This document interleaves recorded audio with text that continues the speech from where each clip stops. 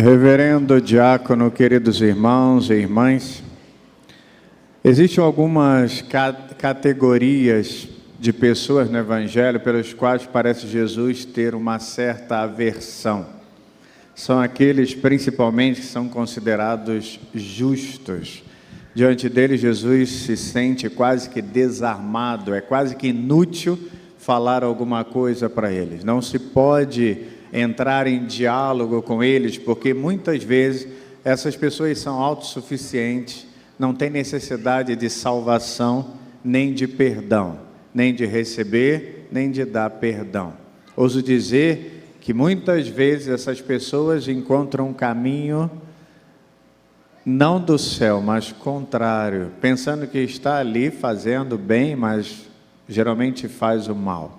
São incapazes de ir além da justiça. Jesus, ele descreve algumas atitudes no Evangelho. Em diversos textos do Evangelho temos algumas parábolas que vão revelar isso.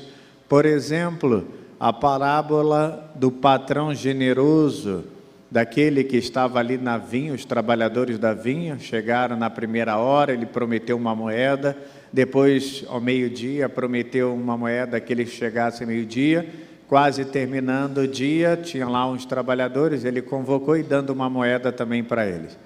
E assim todos receberam uma moeda. O trabalhador da primeira hora, os trabalhadores da primeira hora reclamaram: eu passei o dia inteiro e recebo uma moeda. E aquele que está lá no finalzinho do dia recebeu também uma moeda. E o patrão disse: vocês estão preocupados porque eu estou sendo bom? Então, nesse sentido, ele oferece essa parábola para mostrar justamente isso. Mas existem outras, por exemplo, a parábola do filho pródigo, aquele filho mais velho, ciumento diante da bondade do pai para com o seu filho mais novo, ou aquele fariseu que dá o seu dízimo, ou paga o seu imposto, e depois do lado tem um publicano, e ele malha o publicano, porque ele se considerava justo, e o publicano estava ali pedindo perdão pelo seu pecado, diante da misericórdia do Senhor.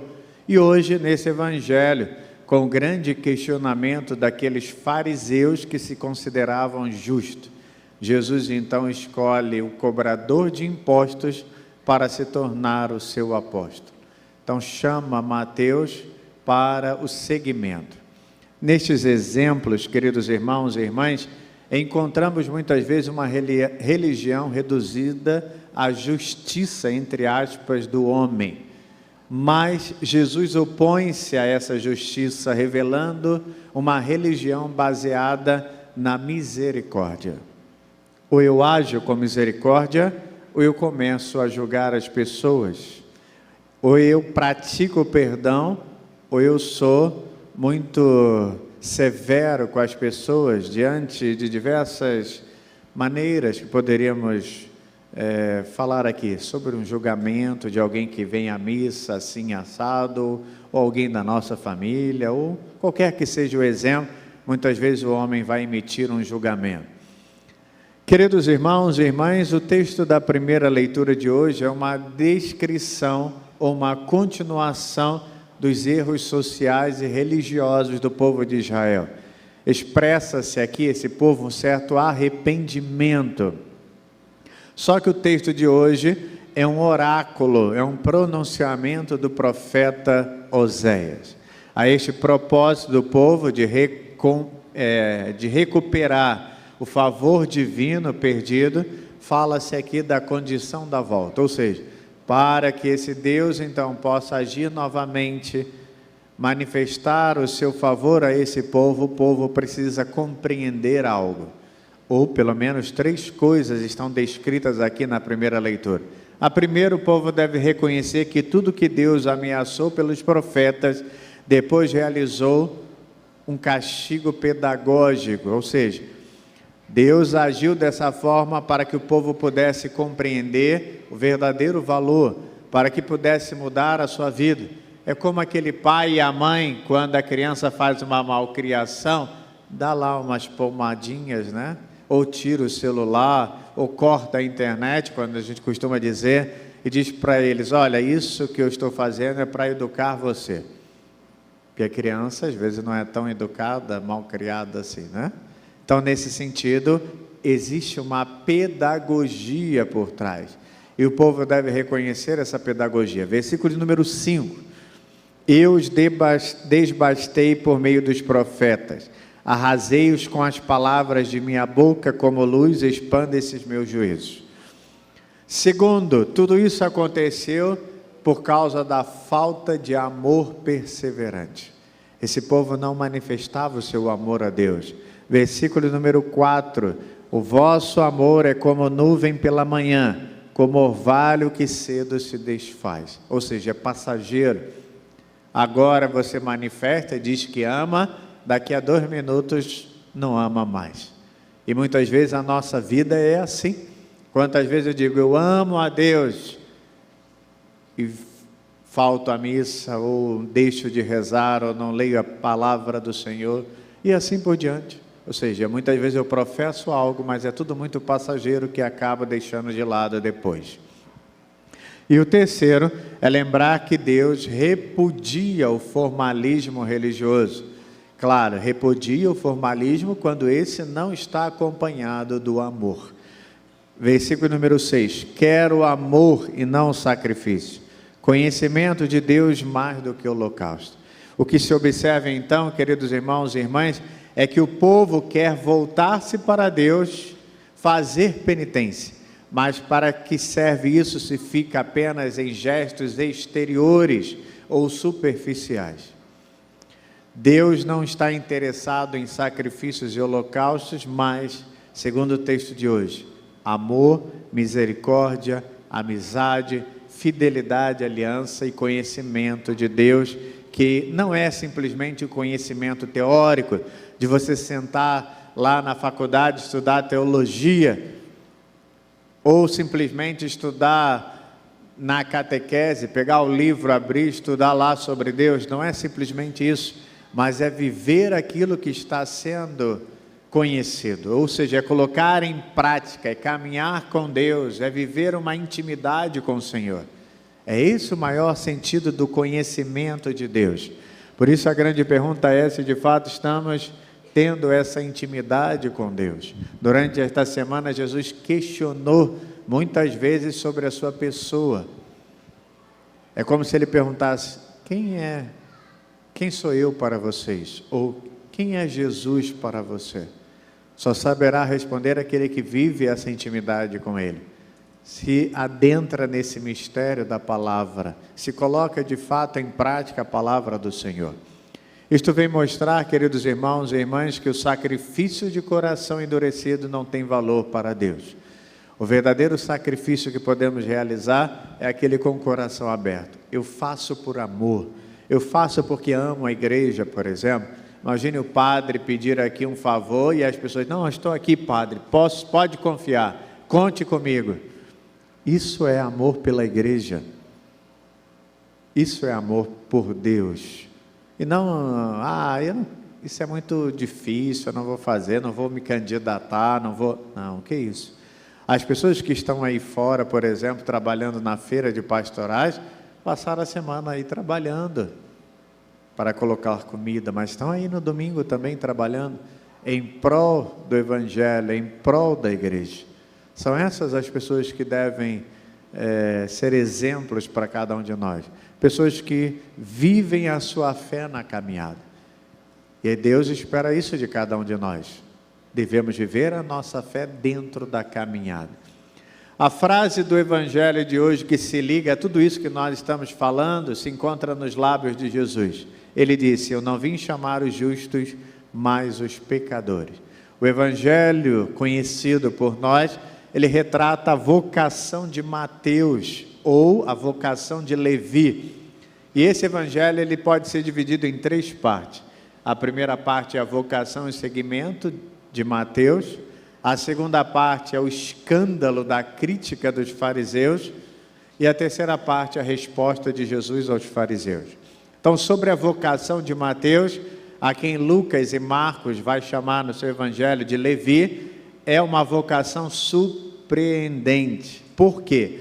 Porque é escolhido um pecador público, declarado ali oficialmente, e é escolhido para se tornar um dos apóstolos do Senhor. Por que digo isso?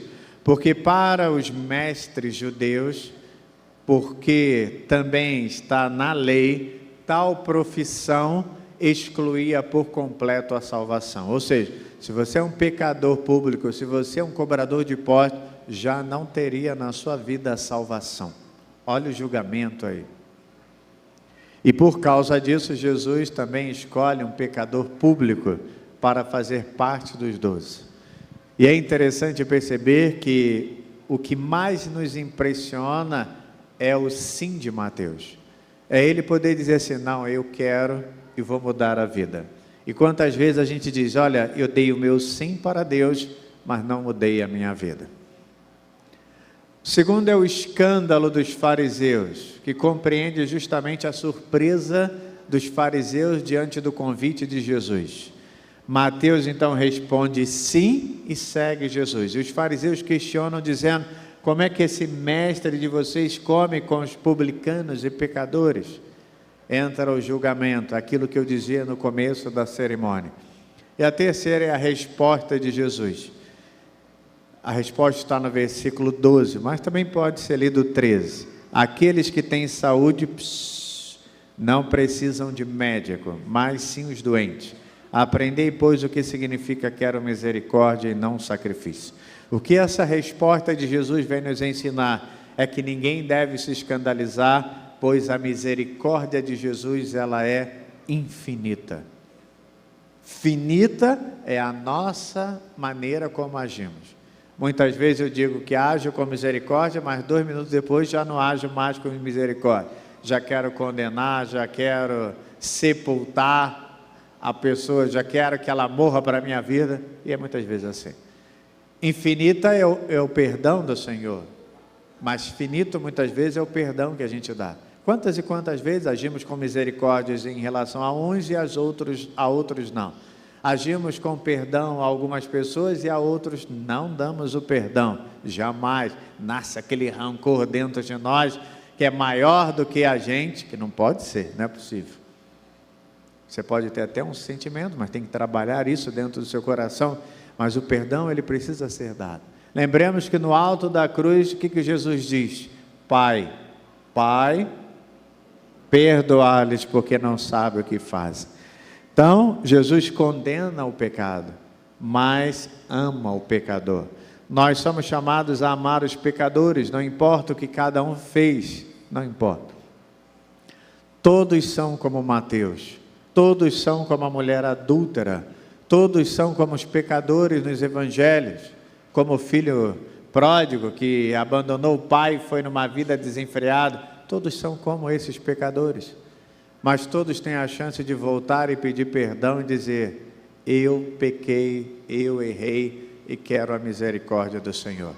Olha que São Paulo fala na segunda leitura de hoje, queridos irmãos e irmãs, devemos nós termos consciência de que Abraão tornou-se justo não pela sua vida exemplar, até porque ele teve muitas fraquezas, Abraão, mas Abraão se tornou justo por causa da sua fé.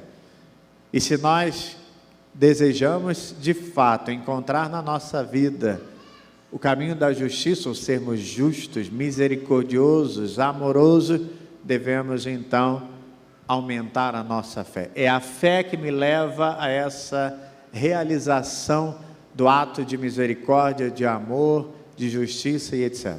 E quando se tem fé, se busca a conversão e a comunhão com Deus.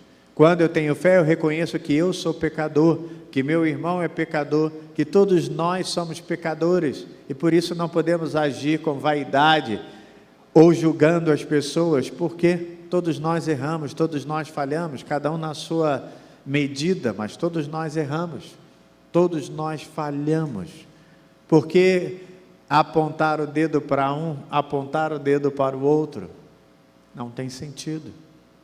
Todos nós erramos. Por isso surgem perguntas para a nossa meditação hoje. Somos homens que condenam ou somos pessoas que amam? Somos homens que condenam ou somos pessoas que perdoam? E aí, o que falta para a nossa comunidade, então, viver esse amor? O que falta? Peçamos a Deus hoje, então, nesta liturgia, e possa abençoar cada um de nós. Reconhecemos as nossas falhas, os nossos erros, pedindo perdão e misericórdia sempre, mas também agirmos com amor, com misericórdia, para que esta fraternidade entre nós cresça cada vez mais. Assim seja. Creio em